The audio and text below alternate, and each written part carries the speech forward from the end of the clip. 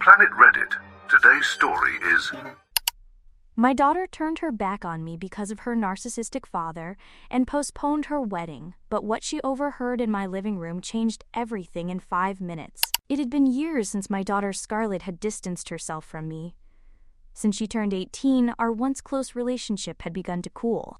I understood perfectly her need for independence, but what happened next took me completely by surprise.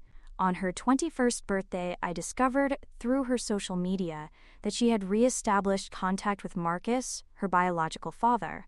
For years, I had avoided talking to her about him, trying to protect her from the details of why he had left us, but now it seemed that all my efforts had been in vain. She posted a photo with him, smiling as if there had never been any problem between them.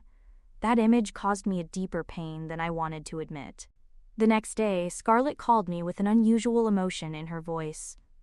She told me how happy she was to have made peace with Marcus, and asked me if I didn't think it was worth celebrating. I tried to hide my pain, but hearing her talk so positively about him made me sick to my stomach. I told her I was glad she had found peace, although I couldn't hide the disappointment in my tone.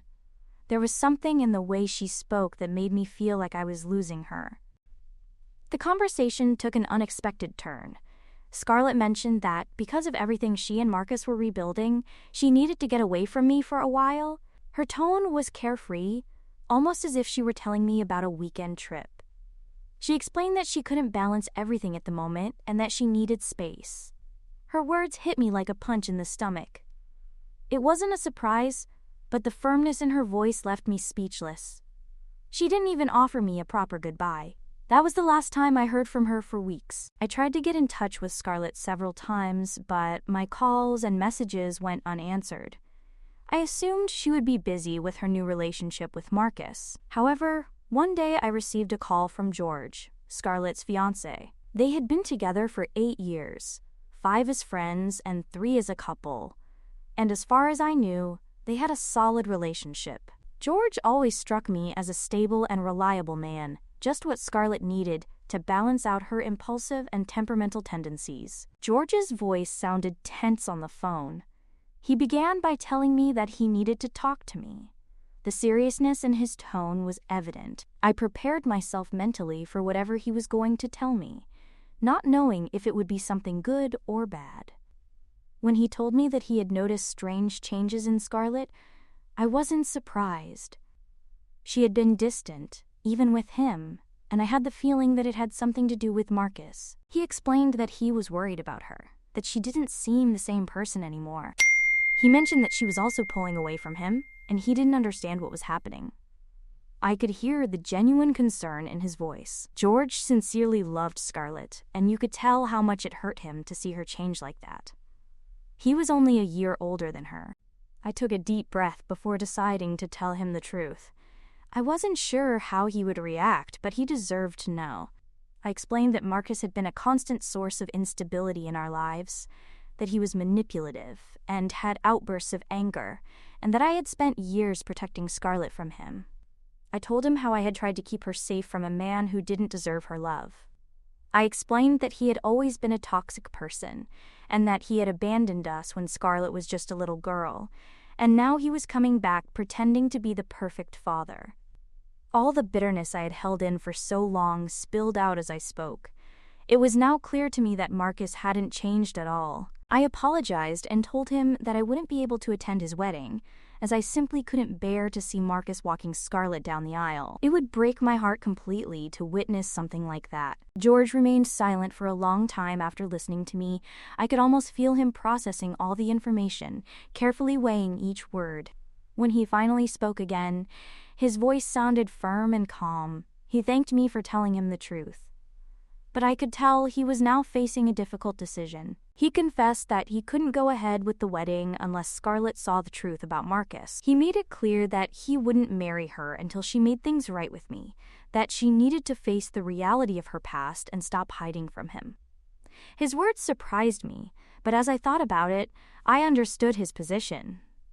George wasn't like Scarlett. He didn't act on impulse. And he wasn't going to allow her to continue living in a fantasy. If he was saying this, he must have been thinking it for some time. He needed her to clarify what was happening before he could continue with his plans. And I couldn't blame him for it. Update 1.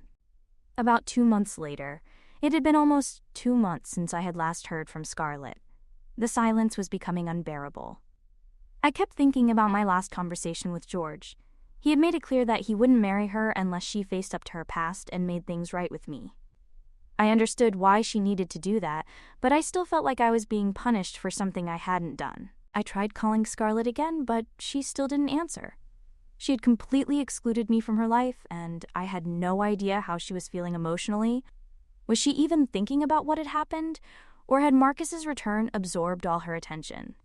Then, one afternoon, I received a message from her. Despite the anxiety building up inside me, I clicked immediately to read it. Her writing style was the same, but there was something in the tone of the words that made me feel that she was trying to distance herself even more. She informed me that she and George had decided to postpone their wedding, and that it was no longer something she felt was right at the moment. The words sounded cold, almost mechanical. There was no mention of reconciliation, nor any apology for ignoring me all this time. But what hurt me the most was what she wrote about her father. Scarlett explained that she was doing everything she could to rebuild her relationship with Marcus. She wanted me to understand that I couldn't stay angry with him forever, that I should move on, and that I needed to respect his decisions. My heart sank to my stomach. Not only had he turned his back on me, but now he was asking me to accept a man who had only caused him pain. It was too much. I couldn't just let it go. I thought about George, how much I loved her, and how I hoped Scarlett would come to terms with what she had been avoiding. I couldn't let her think that everything was fine when clearly it wasn't, so that night I decided to call him. He answered on the first ring, and I could tell from his voice that he was looking forward to this conversation.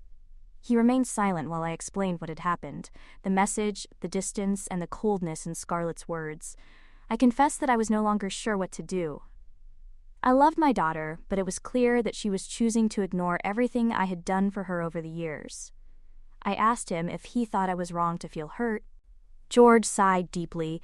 He told me he knew it would take time for Scarlett to realize what she was doing, but that he couldn't just stand by and watch her ruin everything. He mentioned how she had started to isolate herself, even from him.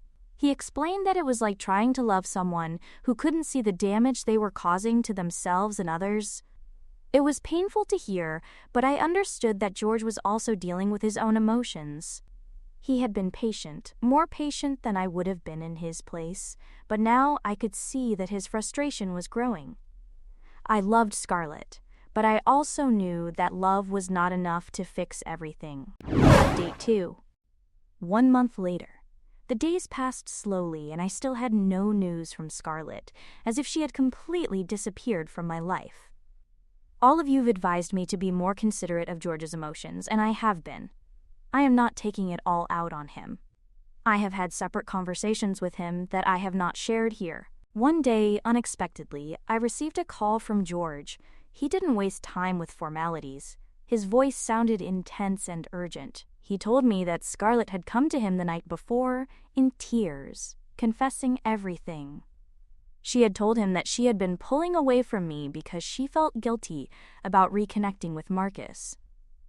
She admitted that she didn't want to hurt me, but she had been too afraid to face the consequences of her decisions. George remained silent for a moment before telling me that Scarlett had asked for my forgiveness. She had finally realized the impact of her actions and was ready to make things right. But there was one condition. She asked that it be on her terms.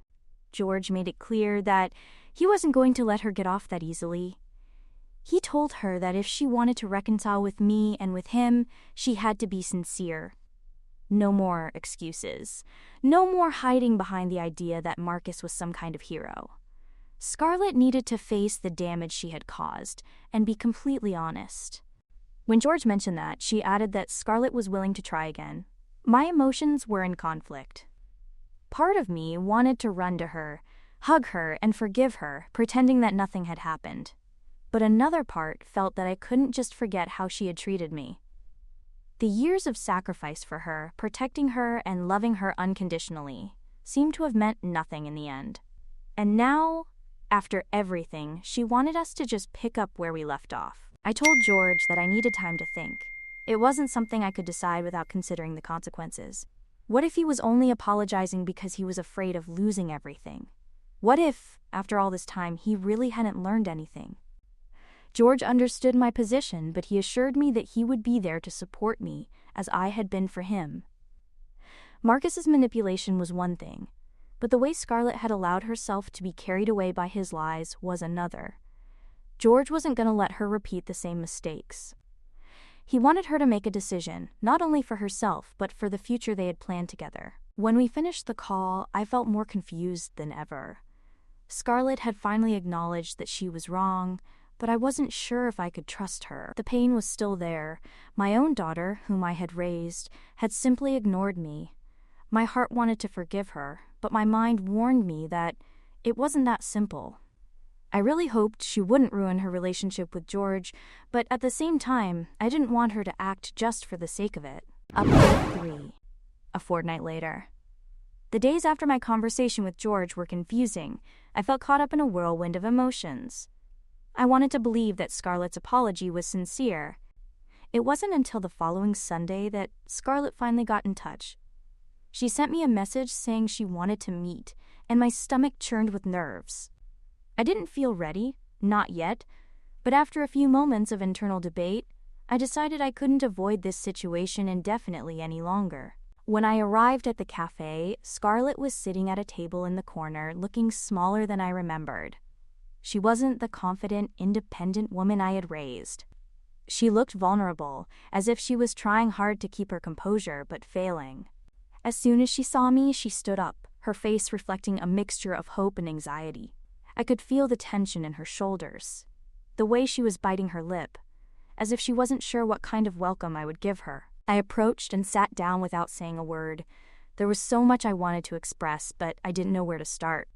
She took a deep breath and started talking before I could even collect my thoughts. She told me she was sorry, that she had been acting out of fear and guilt for a long time. She explained how Marcus had manipulated her insecurities, convincing her that he was the only one who could truly understand her. She admitted that she had excluded me because she didn't want to face the anger and disappointment that she knew I would feel. But in the end, she had realized that she was wrong. She wanted to make things right between us. As she spoke, I could hear the sincerity in her voice, but something inside me still resisted. I wanted to believe her, but the truth was that she had hurt me in ways that I wasn't sure I could ever forget. The trust that had once come so naturally had been destroyed. I had given her all my love, and she had thrown it away for a man who had never cared for her the way I had. After what seemed like an eternity, I finally spoke. I told her that I didn't know if I could forgive her, at least not yet.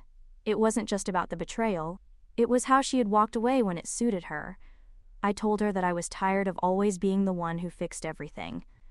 She needed to take responsibility for her actions and understand the pain she had caused. The following days were fraught with tension. Scarlett and I kept our distance, but there was a tacit understanding that things could not continue like this.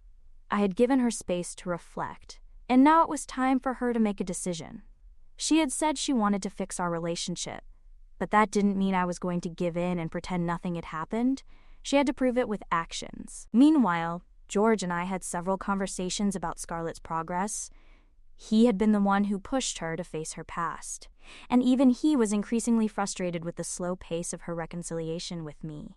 He confessed to me that he had tried to support her, but Scarlett was still struggling to fully understand the consequences of her actions. She had apologized, but the real question was whether she was willing to make a genuine effort. George didn't want to see her hurt again, especially not by Marcus.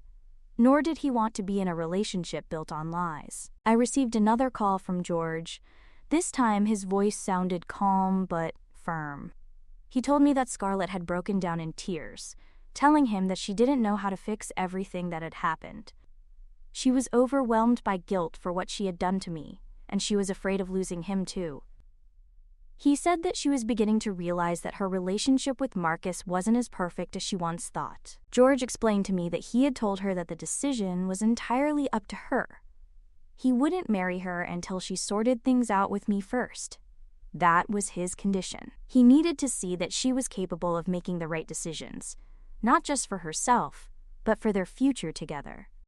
I felt a mixture of relief and anxiety after hearing George's words. It was no longer just about what Scarlett had done to me. It was about the future she was putting at risk. If she couldn't patch things up with me, what kind of foundation would her relationship with George have? He was presenting her with an ultimatum, and it was now up to her to decide. I knew Scarlett wouldn't take this decision lightly. Update 4. It had been a few weeks since Scarlett had started to make an effort to rebuild our relationship. Every day was a delicate balance of moving forward cautiously, taking things one step at a time. I could see her trying, and I felt a certain peace about it. Many of you have told me that she is still just a child, and I understand your perspective, but that doesn't diminish my pain. Imagine your child choosing a narcissist over you. It would make anyone reconsider their decisions in life. Many people have commented that I have been focusing too much on trust. Yes, it's true. But imagine going from having a very close relationship to hearing, "Hey, you're invading my life." Then, "Hey, you're bitter." And finally, "Bye, I don't want you in my life." You can't do that to someone and then expect them to look at you in the same way. Back to the story. Life, as it always seemed to do, had a way of surprising us when we least expected it. I was sitting at the kitchen table drinking coffee and flicking through a book when the doorbell rang. I wasn't expecting visitors, and a feeling of unease came over me as I put down the book and got up. I hesitated before opening the door. When I finally did, I saw Marcus standing there, arms crossed over his chest and that characteristic smile on his face. It was the kind of smile that made my blood boil, the kind that announced that trouble had come to my door. I hadn't seen him in years, and sincerely hoped I never would again. He greeted me with that condescending tone he always used, commenting on how surprising it was that I hadn't confronted him directly. He said I was never one to tell the truth, making it clear that he wasn't there for a friendly chat, but to create conflict. His words hit me hard, twisting the situation as if I were the one who had hurt him. But Marcus always had the ability to make everything seem like it was my fault. I told him point blank that I wanted nothing to do with him, and reminded him that he was standing in my house, so he'd better not make a scene. He laughed. His smile widened even more. He claimed he had been watching me and knew all about Scarlett's supposed tour of redemption. He sneered that Scarlett wasn't coming back for me, but because she was desperate not to lose her fiancé. His words hurt me deeply. I had been doing everything I could to rebuild my relationship with Scarlett, and there he was, trying to undermine it all with his poisonous lies. I replied that he had no right to speak to her like that, especially after how he had manipulated her into believing that I was the problem. I accused him of thinking that he could return to our lives and control everything, as if he had some right to Scarlett's loyalty. He came closer to me, his face just inches from mine, trying to intimidate me. He declared that Scarlett belonged to him, claiming that she was only making changes because he allowed her to. He mocked me, saying that I would never be enough for her like he was. That was the last straw. My body tensed as years of anger, frustration, and anguish surfaced. Without thinking, I slapped him across the face. The sound of my hand hitting his cheek echoed in the tense silence of the house. For a moment, everything was paralyzed. Marcus stood there, his face red from the force of the blow, looking at me with an expression of disbelief. He couldn't believe I had really hit him. I leaned towards him, my voice slow but firm, telling him that he couldn't come into my house, spout his lies, and act as if he controlled my daughter. I made it clear to him that Scarlett was mine, my daughter, my family, and nothing he could say or do would change that. He wiped his cheek. His expression was transformed by anger as he accused me of trying to take him away from Scarlett's life, claiming that I was delusional if I thought I could succeed. I took a step back, shaking my head. I told him that he had never cared about Scarlett and that all he had done was poison her mind against me for his own benefit. I reminded him that he was not her savior and never would be. For a moment, we stood there, locked in a silent battle of wills, but I knew that Marcus would never listen to the truth, not when it didn't serve his interests. Finally, he turned and stormed towards the door, muttering that this wasn't over and warning me that I wouldn't be able to keep Scarlett away from him. He slammed the door shut, leaving the house in an eerie silence. The tension in the room didn't dissipate. I stood motionless for a moment, my hands still tingling from the force of the slap. The echo of Marcus's voice was still ringing in my mind. It wasn't over. It would never be over with him, but just as I was beginning to regain my composure, I heard the unmistakable sound of the bedroom door slowly opening. I turned just in time to see Scarlett standing there. Her eyes were wide open, her face pale. She had been listening to everything, every word, every angry exchange between Marcus and me. Her body was trembling, her breathing shallow. She looked as if she were about to collapse, but instead she rushed towards the living room with a speed that almost startled me. She screamed, asking me why I had allowed Marcus to say all those things. She exclaimed that he was a curse, her voice trembling with a mixture of pain and anger. I couldn't contain the pain in my chest as I watched her. My daughter, whom I had protected for so many years, was collapsing in front of me. She was finally seeing the truth about Marcus, but that reality was destroying her. I took a step forward, trying to get closer to her. I was about to speak, but Scarlett interrupted me. Her eyes filled with anger, her voice breaking as she blamed herself for everything. She said that she was the reason the wedding was falling apart, that it was all her fault. I could hardly find the words to answer him as he continued, but then, with a firmer and more decisive voice than I had ever heard him use, he admitted that I had been right all along. He was finally seeing what Marcus really was. Before I could say anything, the front door opened again. I hadn't had a chance to lock it. He hadn't left. He'd heard everything. I think he'd come here to confront me, but did he know Scarlett would be here? His voice boomed as he entered the house, demanding to know what she had just said. His eyes fixed on Scarlett, and the venom in his voice as he accused her was evident. He said that she couldn't blame him, that it was her fault that their wedding was falling apart. He told her that she had always been a disappointment. I saw tears well up in Scarlett's eyes, but now there was a determination in them that I had never seen before. She was no longer the young woman he had controlled. She was fighting back. Scarlett replied to Marcus, saying that he was the real disappointment. She told him that he had ruined everything that mattered to her, the wedding, her family, her future. He had used her, he had manipulated her. And now he thought he could come in and keep hurting her. Marcus tried to shout in reply, but Scarlett gave him no chance. She told him that she no longer cared what he had to say. She'd had enough. She hated him for everything he had done to them, to all of us. With that, Marcus's face contorted with rage. Without another word, he turned and stormed out of the house, slamming the door so hard that the whole frame shook. The sound of his footsteps fading away was deafening. For a moment, everything was eerily silent. I stood there, staring at the door, wondering if it was really over with him. This time, I locked the door immediately.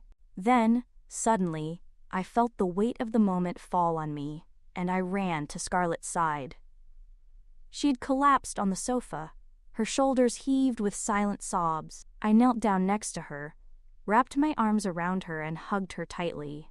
I whispered that I was very sorry, that she didn't deserve to hear any of that, but I also assured her that she wasn't alone, that none of what had happened was her fault. Scarlett pulled away a little, wiping her tears with her hands, trying to regain some composure.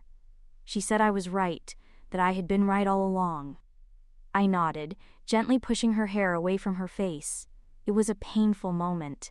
She let out a trembling sigh, her voice hoarse, as she said she felt responsible for everything, for letting Marcus into her life, for allowing him to destroy it and finally ruin her wedding. She admitted that she had also hurt George, and now everything was shattered because of Marcus. I shook my head, gently holding her hands in mine. I told her that she wasn't the one who needed to make things right. Marcus was the one who had ruined everything, not her. I hadn't seen it before, but I did now, and it was time for her to look after herself. I asked her not to blame herself for what had happened. She wasn't responsible for Marcus's actions. Scarlett looked at me, her eyes full of confusion and pain. But there was something else too, a flash of understanding. She whispered that I was right, that I had protected her from the truth, and now I finally understood what I had been trying to tell her all this time. I dried the last of her tears and reassured her again that we would get through this together. I suggested that we take it step by step, that she didn't need Marcus to feel complete. The pieces were broken, but they could be repaired. we would rebuild together. She nodded. She said she needed to sort things out with George, that she couldn't let everything fall apart with him too, but she was also glad to have me to lean on. I squeezed her hand, assuring her that I believed in her, and that we would take it easy, but we would recover. I had stood up to Marcus and made it clear that he didn't control me or my daughter. I knew that Marcus wouldn't give in easily. He was dangerous and manipulative, but I also knew that I wasn't going to let him win. Not now, not ever. Update 5. 6 months later. I know it's been a long time, but I wanted to share one last update with you all. Scarlett and I have been attending therapy together. She and George have reconciled. I'm also very happy to be able to tell you that they're getting married in 4 months' time. And for those people who keep insisting that I try to get her to cut off all contact with Marcus, I have to tell you that she hasn't had any communication with him since my last update. It's true that he's still trying to worm his way back into her life, but she's been very firm this time.